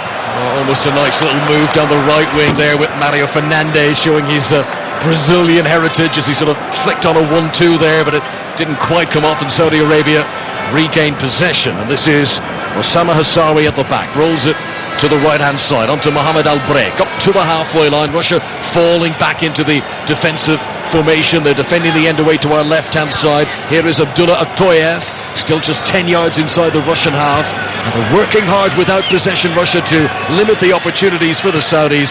And as it's picked up there by Yehia Al-Sheri, he's tackled and the ball goes out of play for a throw-in on the far side and a throw into Russia. I think what will help the Saudi Arabians here is Alan did allude to it. I'm going to take it on one step further. If they can play football like this, they should play football quick. Don't allow the Russians to get too close to them because they're stronger, and keep the ball moving. Chance of an attack for Russia. Cheryshev, the scorer of the second tonight, controls it by the corner flag, swings in the left foot across. It's actually dropped by the goalkeeper, but Al Mayouf was not challenged, and he's able to recover it as it bounces back up to him. Yeah, sort of bounced off his hands there. Al Mayouf, there was no challenge on him whatsoever, and he sort of patted it down in front of him just to make sure that he kept hold of it on the second attempt. And just signs here of how futile it's been trying to pick out Mohamed Al-Shalawi, the centre forward. The goalkeeper there, Al Mayouf, he boomed it downfield, and Al-Sharawi unable to control, tied up against the touchline, and all that's doing is returning possession to Russia, who've got this throw in with Mario Fernandez. gives it infield to Kutipov, and now it's Russia's turn to give it away cheaply. And Saudi help it back to the goalkeeper, Abdullah Al-Mayouf. That's the difference, you see. Go on, Alan. Go ahead, Alan. Go ahead. Of the 54 minutes that we've watched, Dion, is that I just don't think they've got the ability. We listened to Michael before the game telling us how poor Russia were. Now, if Saudi are playing like this against this Russian team, who all the locals keep telling us that they're no good, then they really are going to struggle. I just think it's a lack of ability. They're not used to playing at this level, at this intensity, with players who are quite physical and who basically, what we've witnessed, are better footballers than them at the minute. Saudi play against Uruguay next. You can imagine Luis Suarez licking his lips to say, let me at this Saudi defence. As Al Jassim here plays a 1-2 in the midfield, and he looks up, but he wanted Albrecht to be there, and Albrecht was there on the right-hand side. Forward now to Salman Al-Faraj, crossing position on the right-hand side, just outside the penalty area. Albrecht gets involved in the move once again, so too Atoyev, and they're trying to string the passes around a congested midfield, and Russia have brought all 11 men back behind the ball. Yasser Al-Sharani has it on the left-hand side, back into a more central location. It comes out to the left full-back again. This is all short, intricate passing. It's all in the central third, and Saudi Arabia having to work so hard just to hold on to the ball, but they're not really going anywhere, Alan. No, they're not. It's neat and tidy in the middle of the park. Now Albrecht delivers it in. That was a better delivery, but it skids across the 6-yard box and goes out for a goal kick. That's refreshing, because 2 or 3 times in that move they moved it from the right-hand side to the left-hand side, and I'm thinking, come on then, do something with it, whip the ball in. At least you've got a chance to take a deflection or a mistimed tackle or something like that, but just do something. On the occasion that they did it, they caused a problem. They need to do more of that if they're going to have any chance of getting back into the game. There was 2 chances in one there. The cross came from the right-hand side. Al-Shalawi, who's been waiting for an opportunity like that all game, he had a fresh air shot. It went through him. Al Jassim was behind it. He couldn't just He wasn't too far away, but, you know, you work too hard to get into crossing positions on the training pitch, left-hand side, right-hand side, and you get there. Saudi Arabia have then overplayed and tried to get to the other side of the pitch. It's not worked. This time, they got it into the crossing position. They crossed it. They put it in a danger area. Much better. Mario Fernandes trying to go on a surging run down the right, the fullback for Russia, but Salam Al-Dossari shot a clean pair of heels. He nipped in ahead of him in one possession, and now a free kick has been awarded to Saudi Arabia, who trail Russia by 2-0 here in this, the opening game of the 2018 World Cup. We've played 12 minutes, I get my clock all mixed up, 12 minutes of the second half. Don't forget, a drive and 5 Live, shorter than normal drive to take us up to 7 o'clock. Coming up at 5 Live when Kelly Cates will present 5 Live Sportsman with Ian Dennis and Pat Nevin and a whole host of names and voices dotted around Russia and beyond. And plenty of build-up, of course, to Monday in England against Tunisia. We'll be all over that here on 5 Live. That looked like a rough challenge on Al-Dossari, and the referee agrees, and a free kick to Saudi Arabia, which is about 10, 12, maybe 15 yards outside the penalty area, the left-hand side.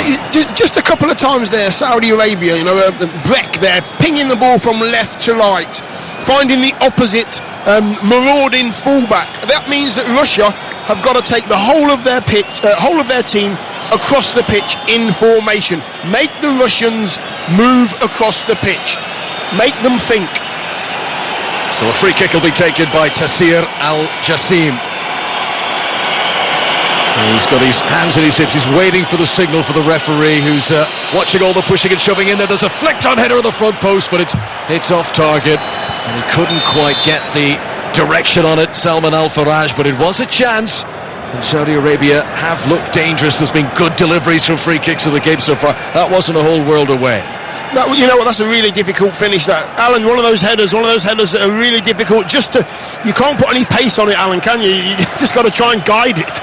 Yeah, it's whipped in from the left-hand side. Russia are holding that high line there on the edge of the box, not trying to go back as late as possible. Good ball in, but it's a tough chance. They still haven't had an effort on target, Saudi Arabia. Here come Russia, jerk up with the cross, and it's too close to the goalkeeper, and Al-Mayouf is able to make the save. Yuri Jerkov. See him, Connor. The goalkeeper there, he's picked the ball up, and all he's thinking, right, where can I roll it quickly? Where can I roll it short? He's not looked up at all. He's not thought to himself, I've got 2 players up the pitch there. I can actually ping it or throw it into his feet. He's gone short, and they've lost the ball again. Here come Russia again, trying to break towards the edge of the penalty area. Alexander Samedov collects it, gives it back into the midfield. And ball is played by Gazinski out to the near touchline to Mario Fernandez. And Russia's right, and play it through Zobnin and back to the halfway line, and they're just not taking chances. They're playing quite conservatively, Russia. They've actually, I don't know if you've noticed the possession stats, but Saudi have had considerably more of the ball, 61% to 39%. Russia are allowing Saudi to have it, and they're working as they're not chasing down every lost cause, but when they have possession, they're probably being smarter in how they're using it. Absolutely. When you've got the ball, you've got to do something. You've got to do something with it. Yes, they're having a lot of possession, but doing very, very little with it. And what Russia are doing, as they have done in the first, and saying, OK, we're sitting off, but we're just going to wait and hit you on the break. This is Salman Al-Faraj, who has got it near the halfway line. He was the player, enough people will remember this, June of last year after there was the terrorist attacks in London, and Saudi Arabia played against Australia in a game, and there was a minute silence before the game, and almost everyone in the Saudi team refused to stand and honour that minute silence, and he was the one player, Salman Al-Faraj, who did. He went out on the pitch and he stood for the minute silence, and he got an awful lot of praise and fame around the time for that. Here he is playing at the World Cup, but they're just trying to pull the strings. They're trying to find a way to break down this solid, stubborn Russian team who've got their noses in front. 2-0 Russia lead on 5 live. You know what, Conor? It's stubborn but very organised. You know, playing the right game for the right match. Chance to cross here on the right hand side. It's a dummy cross. Al-Sheri will pick it up closer to the quarter flag. Last touch comes off the Russian defender Zhirkov, and that will be a throw into Saudi Arabia. Attacking position down the right hand side. We've played an hour now inside the Luzhniki Stadium, and looks like Saudi Arabia are preparing to make their first substitution of the match. Possession with Omar Hassami, one of the two central defenders. Yasser Al-Sharani is to his left-hand side, 15 yards inside the road. And they get themselves into such trouble when they try to play it around to the back of it. Hearts and mouths for the Saudi fans anytime that back four try to spray it one side to the other. And because the Russians are that much stronger, when they do get close to the Saudi Arabians, they inevitably win the ball back off them. Possibly not with great skill, just with physical presence and leewaying them out of the way. And more often than not, the Saudi Arabians fall on the floor, the Russians will break. It's a little bit better from the Saudi Arabian side. They're trying to go from side to side, trying to create that bit of space down the wings. Russia preparing to make a change as well. The coach, Cherchesov, is pointing down towards the substitutes. One of them has turned for the corner flag now and has come sprinting back towards the technical area. I think it's going to be Al-Muwallad who's going to come on for Saudi Arabia. We'll find out shortly. Here is Samedov for Russia, looking for the third goal that would really kill this game off now into their favour. Ball into the penalty area, and a good block again by Albrecht, who got his body across and was able to ensure that Cheryshev would not get a shot in on target. Russia hold on to possession, back to the halfway line. Ignashevich again, and a chance to look up, but he delivers it forward, but cut out in the midfield. Saudi Arabia can't hold on to possession. Al Jassim is relieved of the ball by the hard-working Yuri Gazinski, the man who scored the opening goal of this World Cup. Possession closer to the centre circle now with Kuchibov, and he'll turn and give it back towards the goalkeeper again. It's very noticeable to see the two centre-halves, the two Russian centre-halves, Ignashevich and Kutupov. They play together. They play together well. Their distances are very, very good. Whereas the Saudi Arabian two, Hassawi and Hassami, big gaps. Smolov's finding little pockets in between the two centre-halves. Their distance between the two centre-halves is too big. Plenty of space for runners from midfield.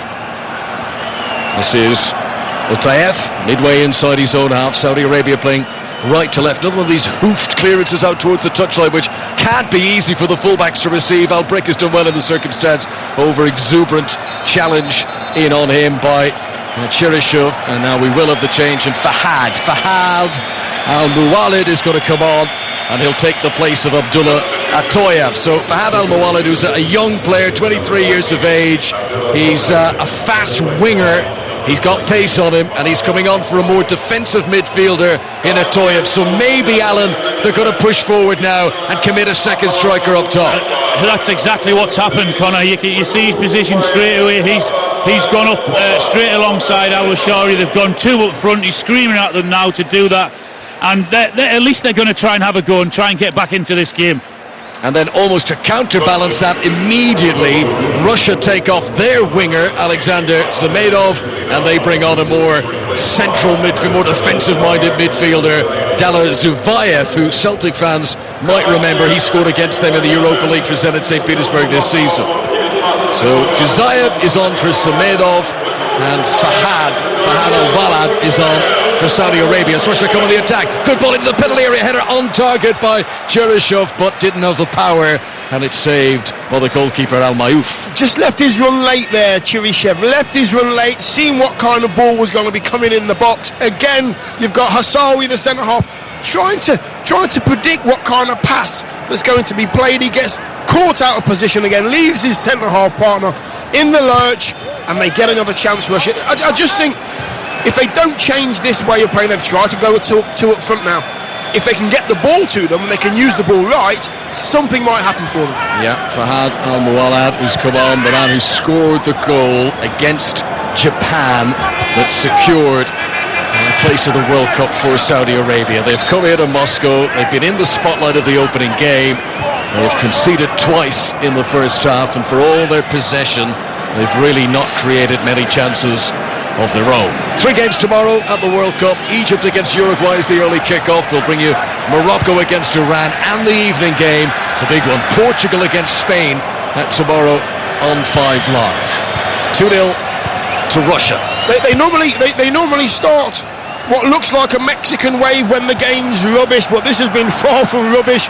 Entertaining game, but obviously the fans want more. There's a Mexican wave started. Even the Saudi Arabian fans, their team 2-0 down, they're joining in with a bit of a Mexican wave away to our right hand side. I mean, it's just to sort of paint the picture for listeners at home, it's not this sort of mad partisan crowd for a host nation that maybe Brazil would have had 4 years ago. It feels to me, Dion, that there's probably as many neutrals in here as Russians. You know, there's shirts of every nation around the globe. You look around the stadium, people have managed to get tickets for this game regardless of where they're from. Yeah, because there's no segregation. I think it's absolutely fantastic. We've got all kinds of shirts and colours, and people are joining in. You know, I'd possibly say, what would you say, 25% Russian? Yeah. Here? Yeah, that's I would say right, that's about right, definitely. There's a fullback here, Albrick, has got a bit of work to do under pressure from Cheryshev. Cheryshev has managed to get the ball off him, but he had fouled him in doing so. For a moment, Denis Cheryshev thought he was away there, but a foul on Mohamed Albrick, and that will come back for a Saudi Arabia free kick. You know what, Conor? I haven't seen as yet a Saudi Arabian player on the ball and then and holding off a Russian player. I've just seen them go down incredibly easy, whether it's because they're looking for the free kick. But again, look, overplaying, Conor. You can't do that in your own final third. Yeah, that's the substitute, Fahad, who's come on, and he's given away possession very cheaply there. Russia have it with Fido Smolov. He'd love a goal in the opening game. He's the one they hope will be their top scorer. The main striker, plays for Krasnodar. He scored 52 goals over the last few seasons for them. Russia come again through the middle now with Roman Zobnin. And with the defender, Al-Sharani backing away from Zobnin's into the penalty, shoot, fumbled by the goalkeeper, and following up, for a moment it looked like Smolov was going to get his chance, but he couldn't dig it out from between his own feet. He needed to get to that. The keeper made a bit of a mess of it. To be honest, it's a great run by Breck, by the way. He tries to draw the defender out. The shot was taken by Zobnin. Keeper saved it, but he got on the second bits. Needed to as well, because Smolov was hovering. Yeah, Smolov came in. He almost needed a touch like Cheryshev had for the second goal of the game. He needed to dink it up over the goalkeeper diving out towards it. There's not many of us that can do that, Conor. There's only a few that can do that in world football, let me tell you. Well, one of them might be sitting to my left-hand side. Alan, do you think, more likely this Russian third goal is going to come than any reprisal or, comeback from the Saudi Arabians? Yeah, I do. Saudi again losing the ball in the middle of the park by being weak and lacking the strength. Here is Zobnin into the penalty area. Al-Sharani again comes across to make the challenge. They haven't fully cleared it away. Golovano, I think, has been very influential. He's pulling a lot of strings down there for Russia. It's dinked in by Gazinski into the penalty area. Al-Sharani again in the right place where he needs to be, and he's got a chance to clear it away here left-footed, but it's not a good clearance. They're putting themselves under all sorts of pressure. Saudi Arabia here. Kuzayev, the substitute, has just come on, helped by Golovin on the edge of the penalty area. Now Gazinski There's 7 or 8 players back behind the ball for Saudi Arabia. They need every one of them at the moment. This continues to look dangerous as Russia come forward, and eventually Al Faraj is able to nip away possession, and they'll take it clear with Al Dasawi on the left-hand side, and he's pinged a good crossfield ball here. Now let's see if they can make something here. Russia have committed players forward. Possession with Al Sherwi. Plays it towards the edge of the penalty area, towards the substitute Fahad, but it's a poor pass, and it's easily intercepted. I admire Saudi Arabia for the way they're trying to get back into the game, but in theory what should happen now is that Russia should have that extra man in the midfield in there, so should have a little bit more possession and get into that final third a little bit more, because Saudi, when they did start defending, at least they did try and get numbers behind the ball, but they're going to be a man lacking in that department now because they've pushed one further forward. You know what, Alan, if this was a World Cup five-a-side tournament, I think Saudi Arabia would have a good chance of winning it. But you can't play five-a-side on an 11-a-side pitch. Yeah, the sort of five-a-side that you're not allowed to do a slide tackle, that kind of a one. Yeah, they'd love that. They'd love it. They'd win it hands down. Right, Russia have made an attacking change. They've taken off Smolov, the main striker, and they've brought on Artem Dzuba, who is a Zenit St. Petersburg player. He's very much a barrel-chested, big, strong centre forward. Yeah. He's going to enjoy bashing into the two Hassawis in the defence now. They'll want to get the ball up to him. They'll want him to take the pressure off the midfield players now. They've gone 2 up front, Saudi Arabia. Get the big man on. Make him scare the 2 defenders. Hold on to the ball. Let the defence get out, because at the moment they just haven't been able to get out. If Artem Dzuba was playing in a movie, he would definitely be the henchman, the hitman. He's got those cold, steely Russian eyes. He's an enormous build. You would not get into an argument about anything with him. You know what? If I was playing centre half against him, I would say to the manager, "Is there any chance I can go and play up front, please?" Well, he's taken a position in around the penalty spot, and with a lot of caution, Osama Hassawi is sort of lurking near him and praying the ball doesn't come anywhere near them. He is enormous. Here is a chance for Russia. Zobnin plays it short to Golovin. Here's the ball in, headed down! Zuba! Just what we said was going to happen. It's floated into the big man, and he heads it down, and it's 3-0. And now Cherchesov will celebrate. The Russian coach, who barely flinched for the opening 2 goals. Oh, he gives him a big fist bump there. Russia are up and running. The World Cup is up and running. It's 3-0 to the hosts. They're not just up and running, Connor. They're absolutely sprinting away with this one. The big man, look at him. He's in between the 2 centre-halves. There's only 2 defenders of Saudi Arabia. They're trying to mark 2 players. You can't go 2 for 2. The big man's just nudged the defender. I think it might have been Hassawi under the ball. There you go, that'll do. Cross it for me, I'll get your goals. Alan Shearer, football is a game that people make very complicated. Sometimes it's best to just sling it into the big man. Well, if you can write a script of how that goal was going to come, then bring the big man on, get the ball, put it in the box, he'll get on the end of it. And that's exactly what he did. As simple as that. He got the ball, Dobnan turned, put it in the box, big man's in there, free header, very, very good header in the corner, game over. Zuba scores to make it 3-0 Russia, and on our television screens there's a grin on the face of Vladimir Putin. This is the outcome the hosts wanted in this opening game. We have 18 minutes to play. Russia leads Saudi Arabia by 3-0. I think it was Golovin who sent in the cross. He's a player, we mentioned earlier on, kind of pulling a few strings. I think he's been linked with a move to Arsenal. What do you both think about him? Could he make it in the Premier League? Well, you know what, it's very difficult to say. He's playing against a team that have given him so much time on the ball. If you get time on the ball and you're a quality player, you'll put quality crosses in the box, and he's done it all night. Al Dasawi drills in a shot off target. It was a long way out, but it's the nearest they've come to a shot on target for a long time. Alan, sorry, just what do you make of Golovin?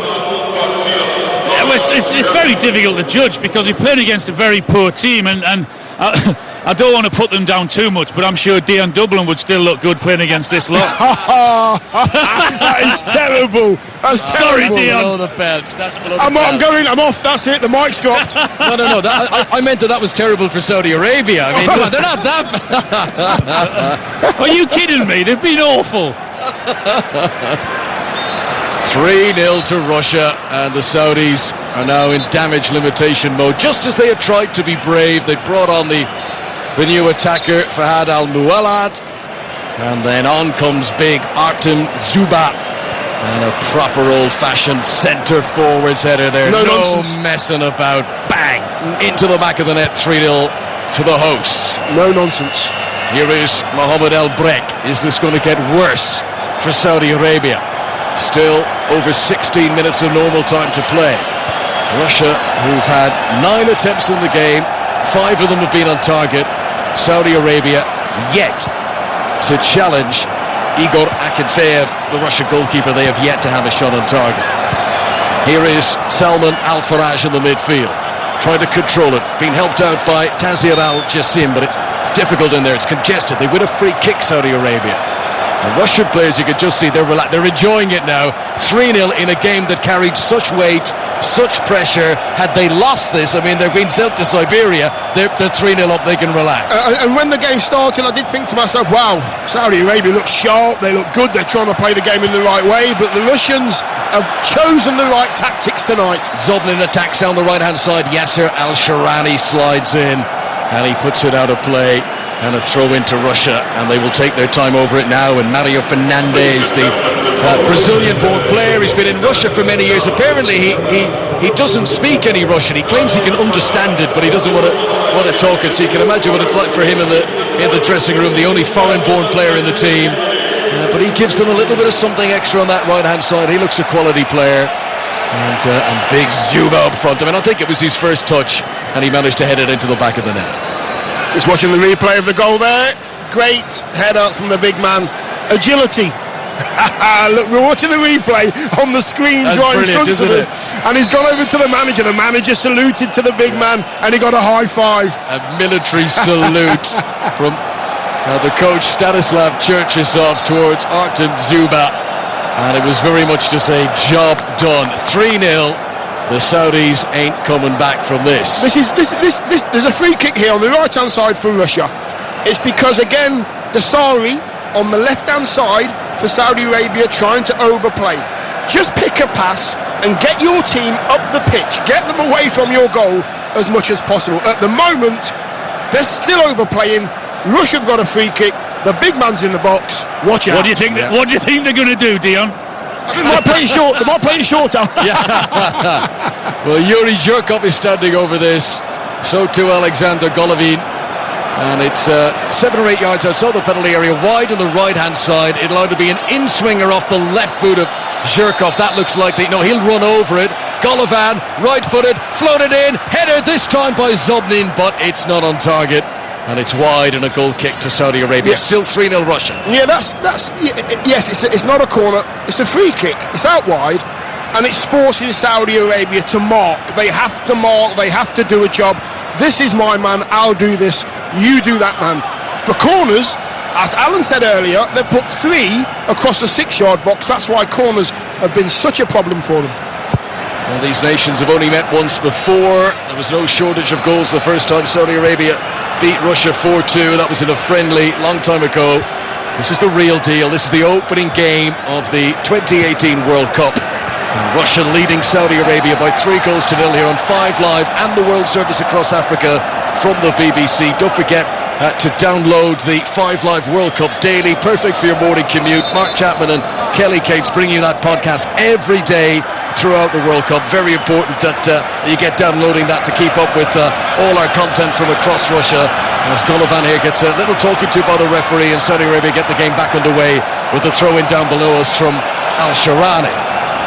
Big Zuba goes scampering after Osama Al-Sarawi. I mean, he's up for this now, Zuba. He's like, give me another touch. I've scored with the only one I've had so far. As Al-Jassim wriggles away from a challenge, gives it back down to Omar Hassami. And then it's won by Al-Sharani. I mean, he's the one who's impressed me. He plays for Al-Hilal. He's the left back. He's 26 years of age. They get him coaching, get him playing in a good... He kind of reminds me of Marcelo, the Brazilian left back from Real Madrid. Yeah. And, not just the hair, the way he plays. You can see that the Saudi Arabians, they know each other. They know how the game's played. There's 19 players, or should I say 19 players in this squad are spread over 3 teams. So they know each other well. They know how to play the game of football. But when they're down, they don't have a plan B. You've got to try something different if this isn't working. They haven't. I was given a look there by Alan Shearer when I suggested that Al-Shirani was... I'm not saying he's as good as Marcelo. He reminds me of him. He's a very rough diamond. Can someone check that's water in front of Connor? Okay, maybe it is the hair. No, it's the hair. He reminds me of Marcelo because of the hair. You get away with nothing here. Omar Hassami, halfway line for Saudi Arabia. Can they restore some pride with, even one goal on the scoreboard? We've got 11 minutes of normal time to play. Osama Hassawi here. They still look nervous and uncertain in possession. Al-Faraj plays it forward into the penalty area. Here's my mate Al-Shirani up there. Can't win it in the air, and it's cleared away out of defence by Russia. Up towards the big man, Artem Zuba. I mean, the big discussion in Russia, the build-up to, is how the front two couldn't play together. Well, Zuba's did a great job on his own. Here is Kuzayev crossing from the right-hand side. Lurking at the back post was Churyshev, and it's just flicked away from him by Al-Faraj. Yeah, it's a good header. Faraj needed to make that. I think it was who's at the far post there, just about to volley that with his left foot. Faraj got a nick on it, stuck it out of danger, went to a Russian player. Russia on the attack yet again. It's quite a bad foul. Kicked out in there, he has. Foul on Daler Kuzayev, and that will be a free kick to Russia on the halfway line. 10 minutes to go. The big man there, the Zuba, he had to hold the ball up for a good 3 or 4 seconds, make sure that his team get up the pitch. They get up the pitch, they get half a chance, and that's great coaching, great decision to bring him on. I'm loving Zuba up front, getting into him as Churchev tries to cross from the left-hand side. Well cut out again. Now this time by Albrecht, and then just when Russia thought Shirkov was in, referee's whistle is blown, and that is a free kick to Saudi Arabia. Good old-fashioned centre forward, eh? Get it up there, get hold of it, bring someone into the game, and if I'm in the middle, get the ball in, because I'll cause problems, and that's exactly what's happening. He's a modern-day Mick Harford down there, Dion. I mean, he's tough as nails, isn't he, yeah, Zuba? He is. I'm pretty sure Mick Harford wouldn't be scared of him, though, I can guarantee you that. So, into the last 10 minutes, Russia 3, Saudi Arabia 0, 2 goals in the first half. Zuba scoring with his first touch after coming off the bench in the second period. And the World Cup is up and it's underway, and as we said, I think it's going to be a late night in Moscow. I think the Russians are going to celebrate this one. I think they'll realise this might be as good as it gets. Let's enjoy it while the going is good before we play Uruguay. Saudi Arabians now, they're getting tired. The game's coming to it's in the final third now. They're still trying to play the same way, but the players aren't getting in the same positions. They're not showing. They haven't got 3 options on the ball every time they have the ball because they're getting tired and the Russians have drawn them down. Decent bit of play actually down by the touchline by Barry, who's come on as a sub for Saudi Arabia, and then the old experienced head Sergei Ignashevich wins the ball off him in the penalty area and gives a proper no-nonsense clearance and drills it away into the crowd, but well away from danger. It went out of play close to the halfway line. Ignashevich, who's not been tested, he's not once been put in a 1-on-1 situation. I mean, they play Egypt next, Russia. Can you imagine if Mo Salah's fit to play? It's going to be a completely different experience for this Russian back four, but they've played to their strengths. They've played very deep at times. They've not allowed space to create that sort of 1-on-1 situation. I wonder if our friend Michael from Russia, who before the game was telling us how awful they were, if he fancies giving any of the Russia players better than 3 or 4 out of 10. What do you think? He didn't put them in a good light, did he? Our friend. Well, it'll be interesting to see what spin the Russian media put on this tomorrow. Will they be deeming them world champions, or will they be celebrating this as the individual success it may be? As Ignashevich here plays it out towards Yuri Zhirkov on the far side. We've got 7.5 minutes to go now. A few tackles flying in there on the far side, and eventually the referee blows the whistle and said it had gone out of play, and it'll be a throw into Russia. Looked like a foul throw by Yuri Zhirkov, but play on, says the referee, up towards Big Zoom on the edge of the penalty area, and Al-Shirani comes careering across and just very Marcelo likes wallops the ball away clear. Here is Albrecht on the right hand side into Al-Faraj, and again they try to play their way out of trouble, Saudi Arabia. Back out to Al-Shirani on the left. He's got a bit of room here as Russia fall back into defensive formation, and Stanislav Chercheshev, their coach, points back towards their own penalty area, says just sit tight there, lads, we're not taking any chances now with 7 minutes to go. See, you're watching the two centre halves, big gaps between the two centre halves of Saudi Arabia, trying to play the right game. But as soon as they go long, it becomes a fight between a Russian player and a Saudi Arabian player. It's only going to be won by the Russians. Good work by Golovin once again, and then there's a shot from way out by Kuzayev. It would have been very spectacular had it been anywhere near on target, but it sails miles above. It actually goes into the Saudi Arabia fans, and I think they might well want to hold on to that football as a little bit of a souvenir. Late change coming on for Saudi Arabia.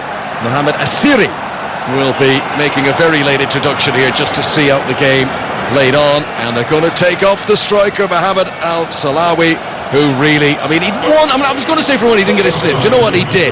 There was that one dangerous cross on the right-hand side, and he was attacking it, and he hit a fresh air shot.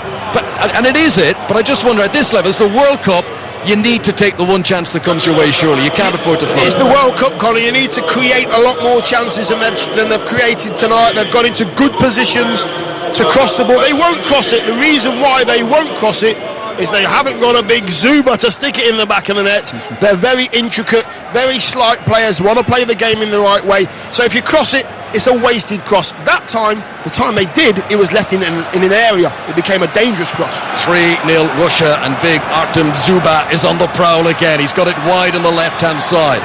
Plenty of support arriving now. We've got 4 in around the penalty area, 5 with Mario Fernandes arriving, Russia, who lead by 3-0 here. Just over 5 minutes to play. We've got Drive coming up at 5 Live after the live football, and then Kelly Cates presenting 5 Live Sport from 7 o'clock, and we'll have plenty of voices and names from right around Brazil. We'll touch you with so many of the camps, hear what the latest news is from the various countries of the World Cup, and the day's other sports news as well. But no doubting what the big news story is going to be, that the World Cup is up and running, and that Russia are now just a few minutes away from securing an opening win for the hosts. You know, just on the left-hand side there, Zobnin had the ball, and the big centre half saying, play me in, put me in, I can make a run. He's waved him away. He said, get in the box, I don't want you out here, I want to cross the ball onto your head. Might get the opportunity now. Yuri Zhirkov is the Russian standing over this free kick, wide on the left-hand side, delivers it in well. Ignashevich got up, it was deflected away by the man who's just come on as a sub, Assiri. That could have gone anywhere. That could so easily have got into his own net. He puts it out for a late Russian corner. Yeah, needed to just get a little bit on that, just to take it away from the Russian player that was coming in late on the far post, but in doing that, he's given his team more defending to do. I'm just looking at them again here now. Russia are 3 up, and they are still going sort of half zonal. There's 4 or 5 players marking, 3 across the 6-yard box. It's a waste of time. Go and mark man for man. Russia have 5 players in the penalty area, 2 on the edge. Ball is swung in by Golovin, not the greatest corner he's ever delivered, cleared away by the first defender, and then there's a foul down there on Al Jassim, I think it was, just as he tried to clear the ball away. So Saudi Arabia will get a free kick and a chance for them to clear their line. So if you're just tuning in, maybe you've left work, you're in the car on the way home, tuning into 5 Live. Russia up and running for the World Cup. Gazinski scored the opener for not just this game but the tournament after 12 minutes. Denis Cheryshev, who plays in Spain with Villarreal, he's the only outfield player in the Russian squad who doesn't play his club football in Russia. He scored excellent goal. I mean, that's the one they'll all be looking at slow motion replays at for the rest of the evening. And Saudi Arabia come forward, trying to get a shot in on the edge of the penalty area, but in the end it is cleared away. And then Zuba has scored a commanding header in the second half to make it 3. Alexander Golovin, 1 touch too many maybe inside the Saudi Arabian half, and then as he tries to regain control of the ball, he is first of all blown against for a free kick, and then he is shown a yellow card, yellow for Alexander Golovin. The most important time to concentrate is when you haven't got the ball. 2 centre halves and the holding midfield player for Saudi Arabia have to talk amongst each other. The ball gets cleared, Golovin picks it up, he turns and attacks. You've got to concentrate, you've got to make sure you all know your jobs. 1 in front, 1 behind. That's how you defend when you haven't got the ball. This is Salim Al-Dasawi on the halfway line. Just 2 minutes remaining of normal time in the Luzhniki Stadium before the Russian supporters can stream out into the Moscow evening. There's been a lot of colour. The excitement's been building in recent nights. The fireworks going off around town. I've been watching this. I've been watching the spider cams, overworked today. Look at the spider cam right in front of us. It's amazing. Whizzing up and down as the ball is played into the penalty area, and Kaputov is there, and he's able to head the ball clear. Big Zuba now gets up ahead of steam from the centre circle. He's got support as well with him from Golovin. Back towards Zuba, towards the edge of the penalty area. Osama Hassawi is grateful to just usher him away from the box and send him out wide. That's where they want the big man, sending in the crosses rather than being on the end of them. He's put a very good ball here though, from wide out of the left wing across to Mario Fernandes, the Brazilian-born right back. He plays a 1-2. Russia would love the extra goal here, make it 4-0, make it really convincing as Golovin crosses from the right-hand side, and weak defending again, and Saudi Arabia, for what should have been easily cleared away, Omar Hassami puts it out for a corner. Yeah, that's just a tired mind, Alan. When that happens to your defenders, that they're getting tired, they don't really know what to do with the ball, they don't want the ball anywhere near them, they're shattered. Well, do you want the polite version, or do you want me to tell her how it is about Saudi Arabia? Because I don't think I'm ever going to be invited there if I tell the truth. No, I'm not sure that's a good or a bad thing, but I have to say they've been hopeless. There's no, you can't fault their effort, but this team shouldn't really be at a World Cup, should it? Corner to Russia. Big Zuba waits in the middle. Alexander Golovin plays it in right-footed, easily headed away at the front post by Al Faraj. Saudi Arabia brought everyone back behind the ball, so there's no one to even challenge for it in the halfway line, and we are now just 15 seconds away from finding out what the stoppages will be added on. Still early evening here, it's not turned 8 p.m. yet, and plenty of bright daylight still in the sky, but there is about to be a big Russian celebration of a big Russian victory to start their own World Cup with a win, a convincing one. 3 minutes being added on, 3-0 the scoreline in the Lajiki Stadium. If you decide to play total football, a game of total football which Saudi Arabia have chose to do, you have to have an end product to it, because it can actually sap your energy, the movement. You have to have players that are willing to show for the ball all the time, play it around the corner, get it again. It saps concentration, it saps energy. The Russians have allowed them to do it. Do it, he's fine by us, you can have the ball, but you've got no end product. Free kick. I don't think Russia are a great team either, but they've been made to look very good tonight. Golovin! Oh! Cheryshev! Oh, that is outstanding! He's hit it the outside of the left boot. It curls into the top corner. It is 4-0, and it's become a demolition now. Russia are starting their own World Cup in style, and Denis Cheryshev is about to become a name that will echo around the planet. He has scored 2 goals in this opening game in Moscow, and both have been spectacular. That is a glorious finish. Russia 4, Saudi Arabia 0. And what a finish, Al. Oh, the outside of the left foot, wasn't it? Just on the half volley, just rising over the keeper, looking at the goalkeeper. He shouldn't even have dived, because there's only one place that was going. Top corner, what a strike. Straight up to the big man. The big man gets hold of the ball. He knocks it down to Cheryshev. Cheryshev takes a touch, no pressure, and he has the audacious thought. I'll tell you what, I'll use the outside of my left boot this time. What a finish. He thinks even I could put in that one, and he spins it towards the far top corner. Many players wouldn't even have thought the shot was on. It was glorious. It was improvisation, and he has become an early star of this World Cup. The goal in the first half, for listeners who may have missed it, lovely little dink over 2 sliding defenders, flicking the ball over the top, getting onto it again and scoring. And this was just an instinctive strike, but the accuracy, Dion, the accuracy right in the top corner. You've got to give the manager credit. He's got the big man on. He's changed the game. Russia have changed the way they've played. The big man's just kept hold of the ball. As a big centre forward, the first thing you have to be for your team is reliable. Just do a job, hold on to the ball. If you can nick as a goal as well, do so. He's done that and more. Dion, you say give the manager credit. He didn't put him in the starting 11 to begin with. Churchioff did. He's been the man of the match. He knew he was going to be effective, Alan, in the second half. That's what he's done, you see. That's how clever he is. You're both right. As Tassir Al-Jassim receives a yellow card, and Russia get a free kick on the edge of the penalty area now. What have we played? We've played the 3 minutes that were supposed to be added on. Russia have a chance here to make it 5 and really put a gloss on things. I mean, 5-0, I mean, even if it's Saudi Arabia, that's still a scoreline that are going to make people sit up and say, hang on a minute, maybe the hosts have got to be considered here.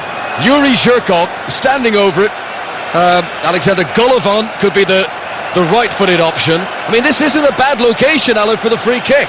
They could score here. Absolutely, it's a great position to have. He's arguing with the big man as well, isn't he? He's saying, what's he saying to him? Put it to the far post or have a pocket goal? I would do exactly what he's telling me, by the way, the size of it. Yes, sir, I will. Absolutely. Tell me where. Where would you like it? Look at that big gap. The big gap over the right. As Zobnin looks at this, there's a big gap in the right-hand corner. Keeper's left. Look at that. It's Golovin who hits it around the wall and in! It's the 5th goal! It's the 5-star performance to seal the victory, surely now for Russia. What about this? A scoreline that will reverberate around the world. Russia hosting the World Cup, make it 5-0 in the opening game. Who saw this coming? People were worried this would be a drab encounter. People were worried it'd be a boring 0-0. 5 goals to get us started, and the World Cup 2018 is away to a sprint. Look at the fans, look at the fans, look, the Russian scarves. We can see the Russian fans now. The flags are waving, the scarves above the head, they're swinging the scarves. Just see the shot of Putin there, sat back, incredibly cool. What a free kick. I told you, keeper, you should have went to your left. It is all over, and almost mercifully for Saudi Arabia, the final whistle is blown. That was a mismatch that needed the white towel thrown in a long, long time ago. But celebrations will now follow for Russia. Gazinski, 2 from Cheryshev, Big Zuba with the powering header, and then Golovin with a free kick, bending around the wall, beating the goalkeeper at the near post. There will be big celebrations, big relief for the Russians, and what a big scoreline. Russia 5, Saudi Arabia 0.